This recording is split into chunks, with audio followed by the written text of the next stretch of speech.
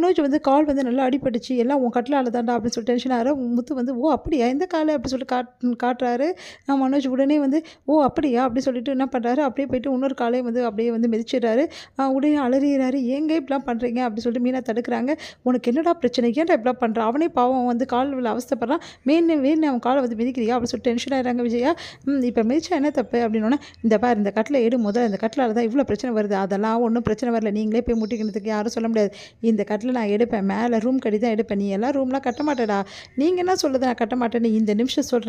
ரூமை நாங்கள் சீக்கிரமாக கட்டுவோம், அதுவும் கூடி சீக்கிரம் கட்டிட்டு மேலே இந்த கட்டில் எடுத்து போய் போட்டுட்டு இன்னொரு பெட்டு வாங்கி நாங்கள் சூப்பராக செப்பரேட்டாக மேலே போகிறோமா இல்லையான்னு மட்டும் பாருங்கள், இது நடக்கும். என்ன மீனா நான் சொல்ல நடக்கும் கண்டிப்பாக நடக்குங்க, அதுவும் சீக்கிரமாக வந்து நம்ம ரூமை கட்டி இவங்க எல்லாருக்கிட்டையுமே வந்து நம்ம பேசலாங்க அப்படின்றாங்க. உடனே வந்து ஏன் முத்து ரூம் கட்டுறதுக்கு காசெல்லாம் ரெடி பண்ணிட்டியா, இங்கே பாருங்கள் எங்களுக்கு உழைக்கிறதுக்கு தெம்பு இருக்குது, கடவுள்கிட்ட நாங்கள் கேட்டிருக்கோம், கண்டிப்பாக தருவார் அப்படி சொல்லிட்டு மீனா சொல்கிறாங்க. ஆமாம் தருவார் அப்படின்னு விஜயா சொல்கிறாங்க. இதெல்லாம் பார்த்துட்டு வந்து விஜயாவோட ஃப்ரெண்டு வந்து சரி விடு, அவங்க தான் கட்டுறேன்னு சொல்கிறாங்களா, அப்புறம் என்ன கட்டணும்னு இந்த கட்டில் எடுக்க போகிறாங்க, அப்புறம் என்ன அப்படின்னோடனே இப்போ இவ தானே வந்து இவ்வளோ நேரம் கட்டிலை பற்றி பேசினா, இப்போ பாரு அப்படியே மாற்றி பேசுகிறா அப்படின்னு சொல்லிட்டு அப்படியே விஜயா அவங்க ஃப்ரெண்டை பார்க்குறாங்க.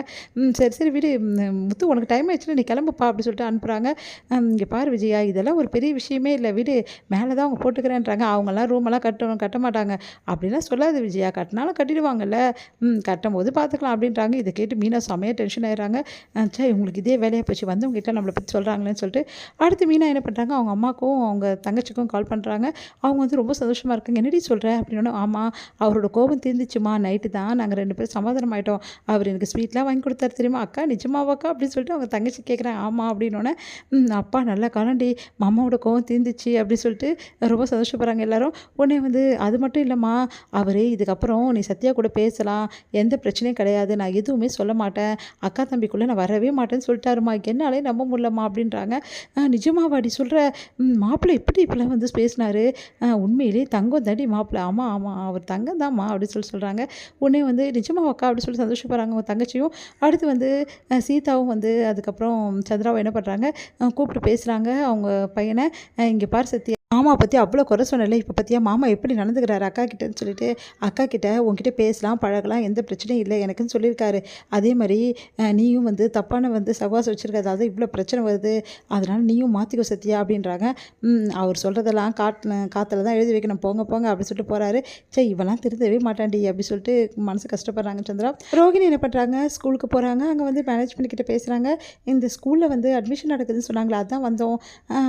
ஆமாம் மேடம், நாங்கள் பேம்ப்ளெட் கொடுத்தோமே, நீங்கள் அவங்க தானே அப்படின்னு. ஆமாம்மா சரிங்க மேடம், உங்கள் பையனுக்கா அப்படின்னோன்னே உடனே யோசிக்கிறாங்க. ஆமாம் இங்கே தெரிஞ்ச பையனுக்கு, ஓ அப்படிங்களா, ஊரில் இருக்காங்க எங்கள் சொந்தக்கார பையன், அவனை தான் சேர்க்கணும் அப்படின்னோன்னே ஓகே மேடம், அவன் என்ன கிளாஸ் படிக்கிறான் அது எல்லாத்தையும் கேட்டு விசாரிச்சுக்கிறாங்க.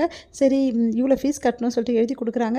இந்த ஸ்கூலில் எல்லா ஃபெசிலிட்டியுமே இருக்கா, ரொம்ப ஸ்பெஷலிஸ்ட் எல்லாமே இருக்குது மேடம், எந்த பிரச்சனையுமே கிடையாது, +2 வரைக்கும் இருக்குது, உங்கள் பையனை நீங்கள் வேறு இடத்துக்கு சேர்க்க வேண்டாம் அப்படின்னோடனே ரொம்ப சந்தோஷப்படுறாங்க ரோகிணி.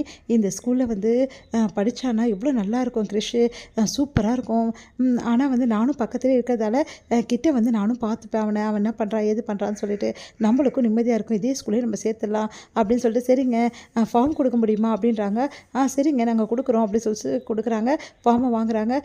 முதல்ல ஃபில் பண்ணி கேஷை கட்டிடலாம், அதுக்கப்புறம் எதுவாக இருந்தாலும் பார்த்துக்கலாம் அப்படின்னு சொல்லிட்டு ரோஹிணி வந்து முடிவு பண்ணுறாங்க. இது ஒரு முடியுது.